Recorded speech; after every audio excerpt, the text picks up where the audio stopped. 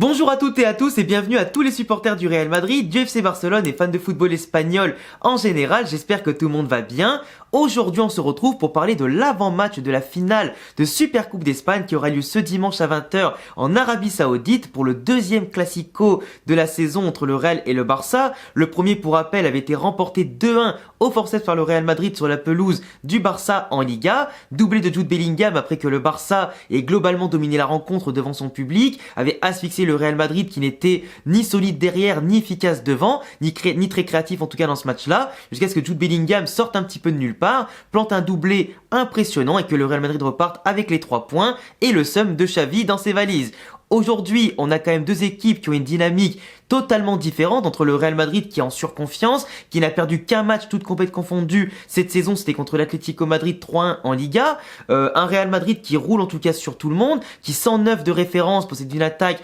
flamboyante et en tout cas une défense aujourd'hui de plus en plus solide et quasiment du jamais vu pour le Real ces dernières saisons, un Real Madrid qui dans son système du 4-4-2 a su incorporer des joueurs, une rotation en tout cas et faire grimper aujourd'hui des joueurs comme des Brahim Diaz par exemple qui explosent de plus en plus et qui font la différence contre un Barça qui en tout cas paraissait avoir plus de certitude en début de saison, paraissait beaucoup mieux armé après un mercato rondement mené avec de belles recrues, mais qui finalement fait un peu peine à voir sur le terrain. Que ce soit individuellement parlant ou collectivement parlant, le Barça aujourd'hui, avec beaucoup de victoires au forceps, même contre les plus petites des équipes ces derniers temps, n'arrive pas à rayonner, n'arrive pas à être flamboyant, et surtout avec un Xavi Ball très critiqué dans ses choix, la tactique en place et le jeu que ça produit, une équipe qui est inefficace, qui prend l'eau en défense à l'image de Araujo en ce moment qui est très critiqué parce qu'il est moins impactant, moins performant, tout comme d'autres bien sûr, comme les Christensen, les Koundé, les Baldé, etc. Mais globalement le Barça qui a subi beaucoup de blessures comme le Real, mais qui n'arrive pas à s'en relever. Le Barça peut quand même aujourd'hui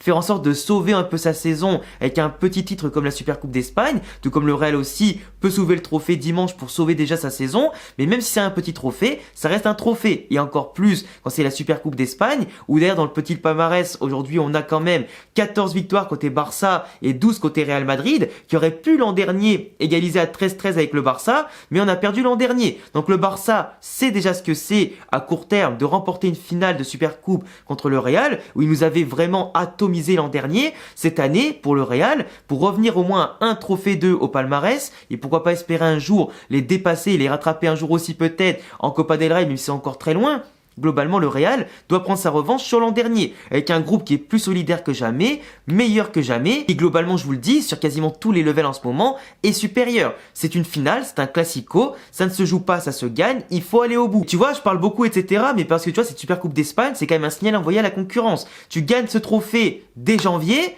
t'envoies un signal à la concurrence qui est quand même important. Tu vas te rebooster, ça peut te sauver une saison, ça peut inverser les mentalités, ce côté joyeux et ce succès peut quand même tout changer aujourd'hui dans une dépression pour les uns ou en tout cas dans une équipe qui est en forme, qui a beaucoup de certitude et qui verrait peut-être un trophée lui échapper. Alors ce que ça viendrait bien valider le début de saison du Real Madrid et un groupe jeune en tout cas qui le mérite. Mais surtout un trophée pour le Real qui est important parce que tu bats l'Atlético Madrid 5-3 et le Barça la même semaine avant de rejouer l'Atlético en 8e de finale de Copa del Rey jeudi prochain. Globalement, frère, ça veut dire que tu es sur une pente ascendante phénoménale. L'an dernier, le Real était au coude à coude avec le Barça en Liga à 1 ou 2 points près même pas. Et à partir de janvier, avec beaucoup de blessures, beaucoup aussi de problèmes, aussi de régularité, des erreurs que tu n'as jamais vu ça dans ta vie, on s'est écroulé en seulement 2 mois. Là, ça permettrait vraiment de gommer un petit peu les fantômes de l'an dernier et de traverser la deuxième partie de saison sur les chapeaux de roue. Et tu vois, dans cette vidéo-là, je vais pas faire comme d'habitude. Pour ceux qui me connaissent en général dans les avant-matchs, j'analyse absolument tout.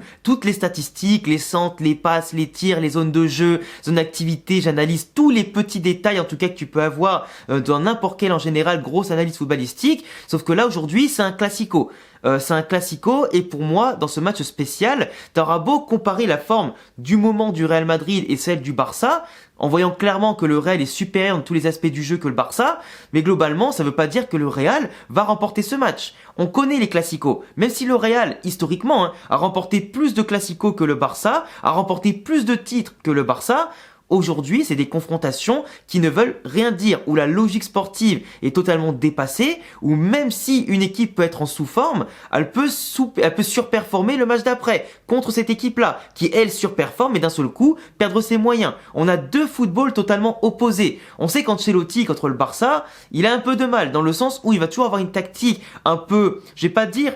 pessimiste, mais souvent il force le Real Madrid à reculer un petit peu, à laisser un peu venir les vagues, pas forcément au point d'être Atlético Madrid qui eux posent le bus et c'est tout. Le Real aujourd'hui fait en général un jeu contre le Barça où on recule un petit peu, on va quand même un peu les chercher et après on se projette très vite à la récupération du ballon. Sauf que le Real aujourd'hui a l'occasion de jouer largement d'égal à égal contre le Barça, de les regarder dans le blanc des yeux et surtout avec une équipe qui est en confiance et que les joueurs qu'on a qui sont en confiance, bah simplement de planter des buts. T'en as planté 5 à l'Atlético Madrid, me fais pas croire que tu peux pas en planter 4 ou 5 à ce Barça-là qui est pas capable de bien défendre et de bien attaquer. Après, comme par hasard, t'as des joueurs comme Lewandowski, comme Gundogan ou Araujo par exemple, qui sont très critiqués en ce moment parce qu'ils sont pas assez efficaces, pas impactants tout ça, mais qui peuvent retrouver leur superbe le temps de 90 minutes ou plus contre le Real et planter un triplé pour Lewandowski, faire un triplé de passe D contre Gundogan et marquer un but comme en Liga avec le cadeau qu'il avait offert à là-bas, et pourquoi pas Araujo ne rien laisser passer de Rodrigo et de Vinicius. Je te donne un exemple. Mais aujourd'hui, le Real, par des Valverde notamment, par des Dani Carvajal, par un Rudiger, par quand même des joueurs aujourd'hui devant comme Rodrigo, comme Bellingham et tout ça, doivent gagner ce match, doivent assouvir leur domination contre un Barça et les clés du match, déjà à mon sens, elles seront dans la faculté de bonifier sa possession du ballon, de ne pas trop laisser non plus la possession au Barça qui, par ses profils comme Lamine Yamal qui a marqué contre Osasuna, du coup qui sera en confiance, les profils comme aussi Ferran Torres qui certes, c'est pas les plus impactants, mais ce mec il peut te gêner par un profil qui est quand même super intéressant à mon sens, qui était très bon à City, qui était très bon à Valence, qui par phase peut être très bon avec le Barça et globalement, bah c'est pas un joueur en tout cas dont je me méfierais pas. Lewandowski c'est pareil, il a beau être un peu en méforme, ça reste un joueur d'expérience qui peut te dévier les ballons, peser sur une défense et ça pesera d'ailleurs par un bon Rudiger pour le mettre en laisse et surtout pour intervenir avant lui et pas le laisser faire tout ce qu'il veut. Félix par exemple, oui il est critiqué, oui il est remplaçant, mais c'est un joueur qui est technique, qui peut faire en tout cas du mal entre les lignes, qui a une capacité de percussion, surtout du côté après de Carvajal qui aujourd'hui est ultra solide mais qui peut laisser des espaces dans son dos,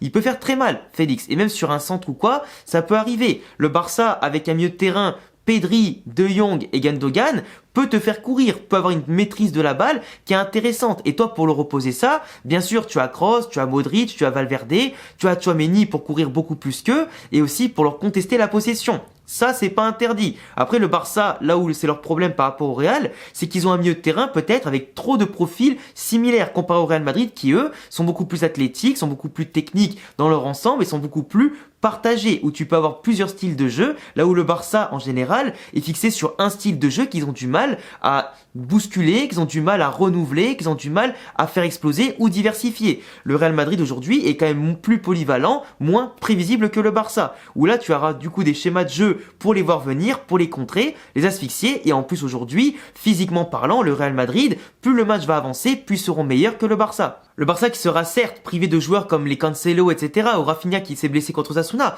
mais globalement, Cancelo, tu vois, il aura apporté énormément de bien dans la construction, dans les débordements, et sa faculté à se projeter, mais aujourd'hui le Real Madrid, avec des latéraux comme Carvajal notamment, doivent pousser les latéraux comme Baldé et Koundé qui sera je pense sur le côté, ou Araujo qui fixera Vinicius sur le côté droit,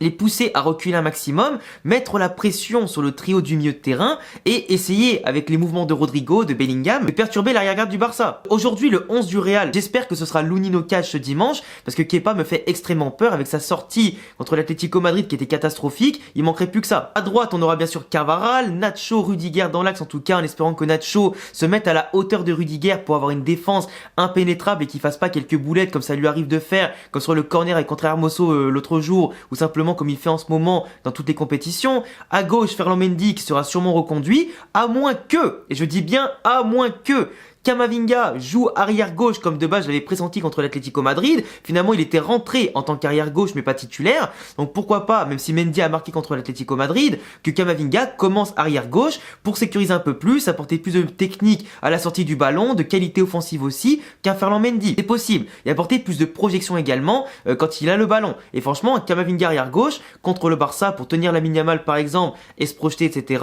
Ce serait pour moi une très bonne solution. Milieu de terrain, on a forcément Tchouaméni en 6. Hein. Quand Tchouaméni est titulaire, le Real Madrid ne perd jamais un match. En tout cas, ou du moins très peu. Donc globalement, le talisman sera présent ici, même s'il a intérêt de mieux faire que contre l'Atlético Madrid dans les portées de balles, dans les interventions, dans les sorties, les relances et surtout pour la récupération. Devant lui, Valverde, l'inusable Valverde qui est pour moi des meilleurs milieux de terrain du monde en ce moment, il n'y a pas photo. Avec à côté, alors soit Modric recommencera titulaire et Kroos rentrera après, en tout cas pour réguler un peu le jeu, mais Modric... Peut-être qu'il sortira avant ou pas, on verra bien, ça dépendra un petit peu ce que Carlo Ancelotti a vraiment prévu pour ces deux-là, mais du moins c'est l'un ou l'autre, et clairement pas les deux ensemble. Numéro 10, Bellingham, et eux devant, même si j'aimerais que Brahim Diaz soit titulaire parce qu'il le mérite, ce sera Vinicius et Rodrigo. Vinicius par contre, comme il a fait un très mauvais match à mon sens contre l'Atlético Madrid,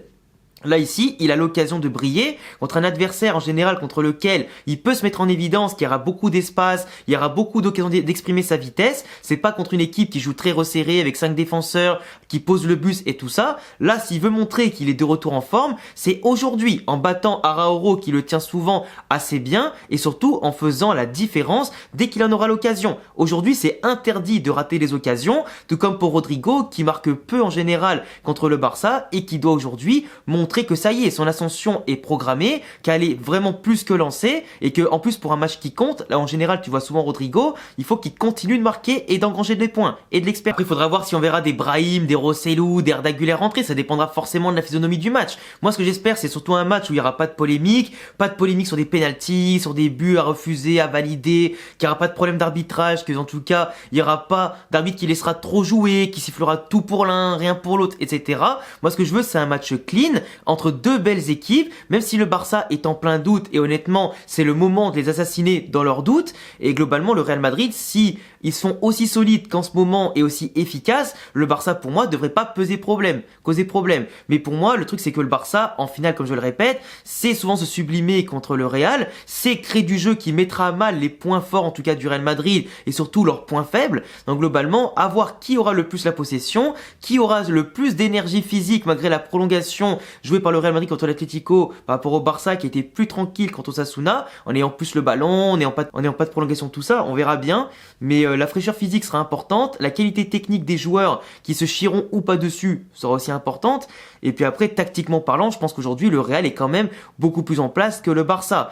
Mais après, tout se jouera entre deux grandes équipes avec la qualité individuelle des uns, les erreurs individuelles des autres. Et puis après, si collectivement le Real continue de jouer comme ça, normalement on devrait passer au-dessus de ça. Je vois pas un très gros score, mais après la dernière fois que j'ai dit ça, ça a fini en 5-3 avec l'Atlético Madrid. Mais pour moi, je sais pas, je vois bien en tout cas un match où il y a quand même un petit peu de but, sans être non plus trop extravagant comme un 5-3. Pourquoi pas un 2-1 ou un 3-2, allez, c'est quand même déjà pas mal. Mais globalement, en tout cas, un match très disputé, mais je vois pas un match purement à sens unique, tu vois. Après, s'ils vont faire une deuxième prolongation, ça ferait un peu beaucoup quand même pour le Real en une semaine avant la Copa del Rey, etc. Et enchaînement des gros matchs qui arrivent, toutes compétitions confondues. Mais c'est vrai qu'une victoire du Real, forcément, ça me ferait plaisir. Mais franchement, je sais pas trop parce que j'ai toujours cette appréhension-là. Je vais quand même rester sur une victoire du Real Madrid parce qu'il faut se venger de l'an dernier, continuer de faire que les derniers classicos officiels, on les a tous gagnés, du moins celui du 4-0 de l'an dernier, le 2-1 de cette année, il faut continuer comme ça. Et voilà, mettre la pression, continuer à jouer comme on aime et comme on sait le faire. Et puis normalement, ça devrait bien se passer. J'attendrai tous vos avis, les amis, dans les commentaires, vos pronostics et analyses sur ce match-là. N'hésitez pas, en tout cas, à vous abonner, cocher la cloche, mettre un petit pouce bleu. Il y a tous mes réseaux en description et à bientôt les gars pour une prochaine vidéo. Ciao!